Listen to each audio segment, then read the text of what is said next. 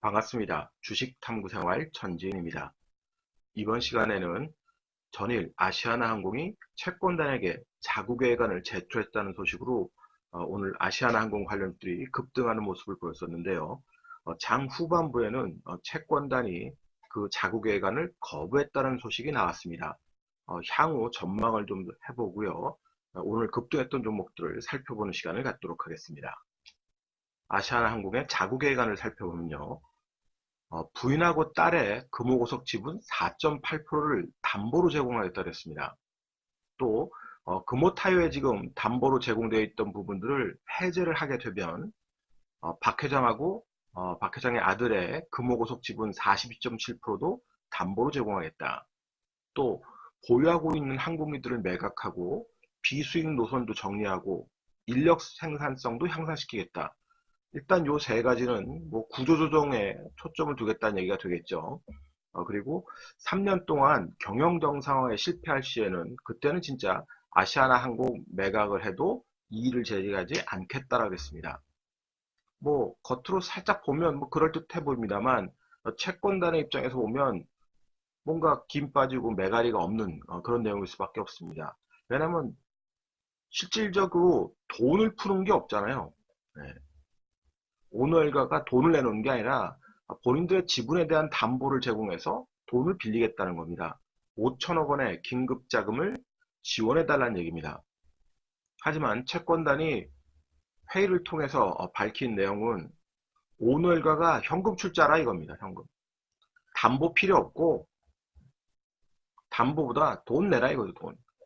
그러니까 보유 자산을 매각을 해서 현찰로 뭔가를 제공을 해야 채권단도 현금 지원에 나설 수 있다. 이런 내용이 지금 뉴스를 통해서 보도가 되고 있는 겁니다.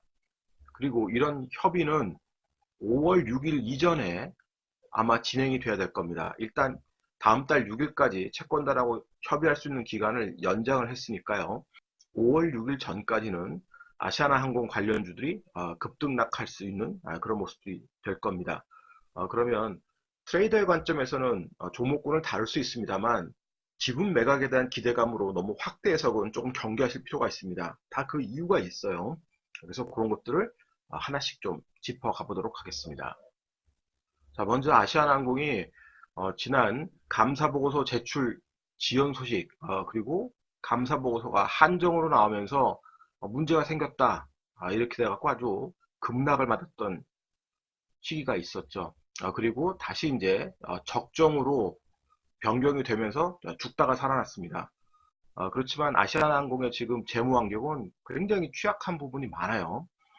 특히 영업이익을 한번 보십시오. 이게 연결이고 요거는 이제 개별입니다. 연결 재무를 통해서 그나마 자회사들의 실적으로 282억 정도 영업이익을 냈습니다만 보시다시피 개별에서는 351억 마이너스입니다. 상당히 부진했다는 거죠. 그리고 유보율을 보면 개별적으로 보면 마이너스 26.24% 심각한 자본 잠식에 지금 빠져 있고요.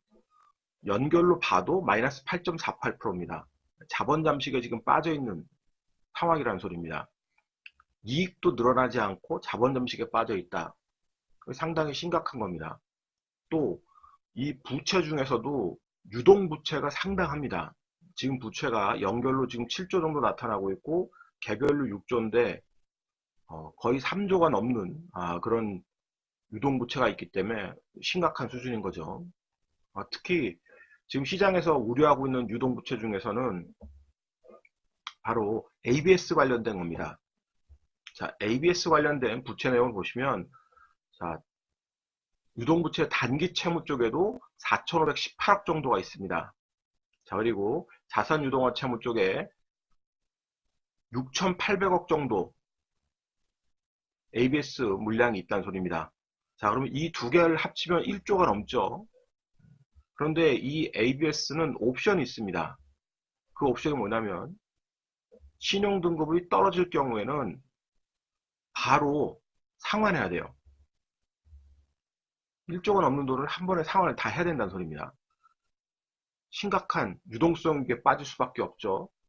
가뜩이나 이거 외에도 유동성 부채가 있는데 ABS가 한 번에 터지면 아시아나항공은 바로 부도날 수도 있다는 소리죠. 그 위기가 지금 있는 겁니다. 지금 신용등급이 BBB-예요. 그런데 자본이 계속 잠식되고 실적 안 나고 적자 나고 이러면 결국은 심각한 유동성에 빠질 수 있는 겁니다. 특히 신용등급 하락이 지금은 가장 큰 리스크 요인이 될 거예요. 그러면 올해 실적이 바로 좋아지면서 이익이 많이 발생한다면 그 위기를 좀 넘길 수도 있겠죠. 그러나 이번에 이렇게 실적이 나빠진 배경이 중요합니다. 왜 이렇게 실적이 나빠졌냐? 자, 보시다시피 지금 영업이익도 88% 급감을 했고요. 단기순이익은 적자로 전환했는데 이 배경이 뭐냐? 자, 국제유가 상승이란 유류비 증가입니다.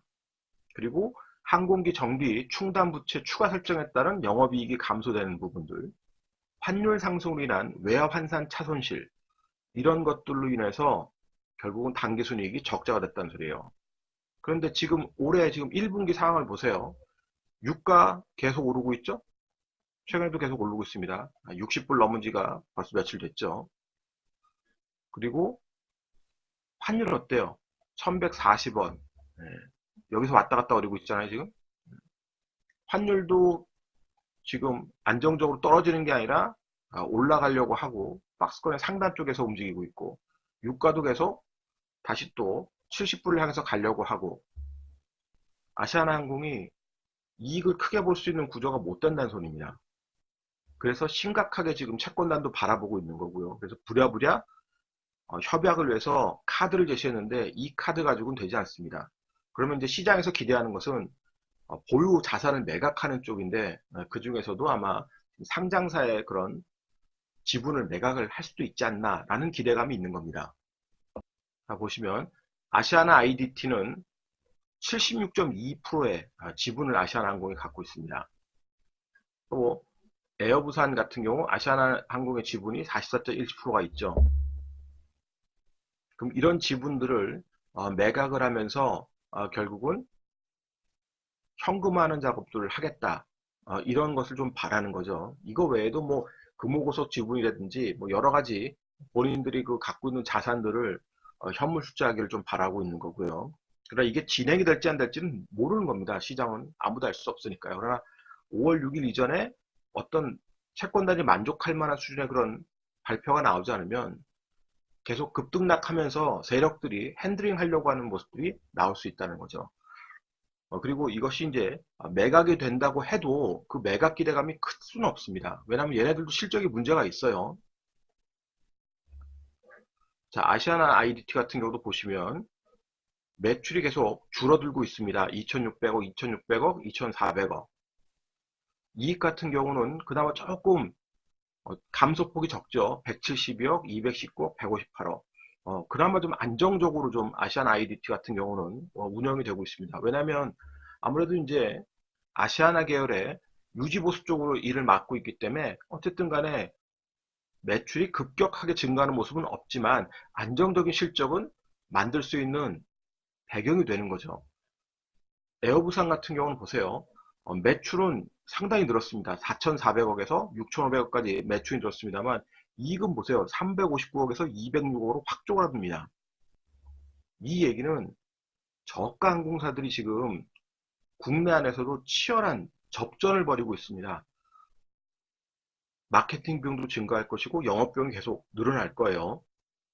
그러면 매출은 증가할 수 있겠습니다만 이익 부분이 개선되는 것은 쉽지 않습니다.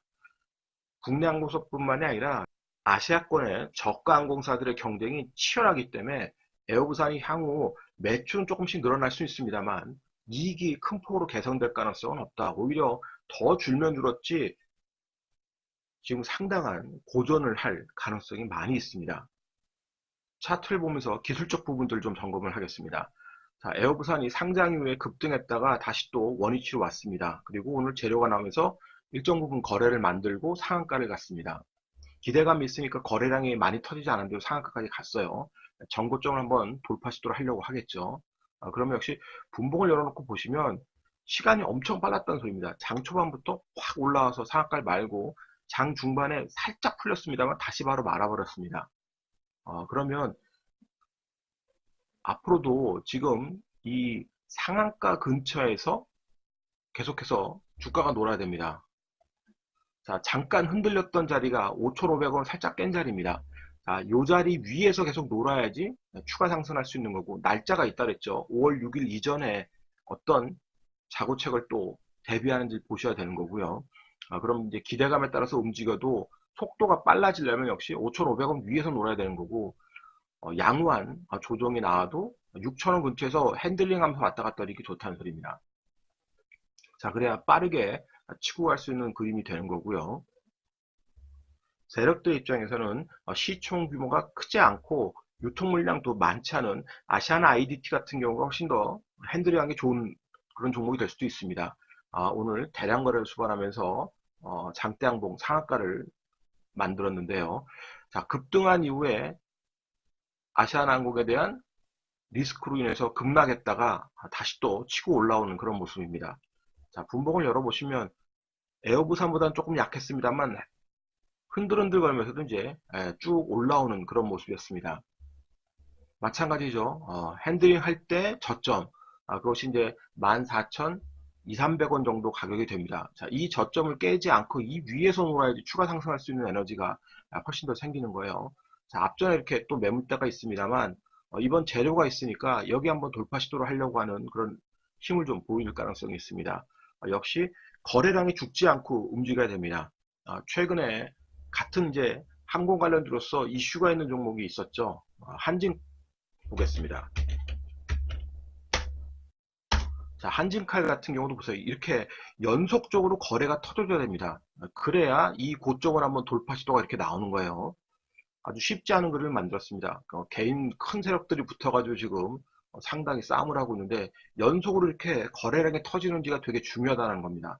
다시 한번 아시안 IDT 보면 자, 이렇게 거래량이 터지고 이런 식으로 확 줄어버리면 안 된다는 소리예요. 거래량이 유지가 되면서 조금 전에 한진칼 보셨듯이 그렇게 거래량이 계속 집중되면서 치고받고 싸워줘야 된다는 소리입니다. 그러면서 중요한 지지자를 깨지 않고 움직이면 추가 상승에 대한 기대감을 노릴 수 있는 그런 종목이 될 거예요. 오히려 매매를 할 거면 에어부산이나 아시아나 IDT가 좋고요. 아시아나항공 같은 경우도 그림이 나쁘진 않습니다. 자, 그렇지만 윗꼬리에 대한 부담이 있는 거고요. 저 윗꼬리 위에서 놀면서 움직인다면 짧은 트레이딩은 가능하겠습니다만 역시 시가총액 부분에서 여러분들 조금 더 유리한 것은 아시아나 IDT나 에어부산을 여러분들이 노림수를 갖고 접근하기 훨씬 더 낫다라고 여러분들이 좀 생각을 하시면 될 것 같습니다. 개인적으로는 채권단이 아시아나항공을 뭐 공중분해시키려고 하는 그런 생각보다는 결국 합의안을 마련하게 될 거라고 보고는 있는데요. 좀 긍정적인 방향으로 합의안이 좀 나왔으면 좋겠습니다. 오늘자 한 줄 요약. 빚잔치를 하는 기업은 언제든 위기가 올 수 있다.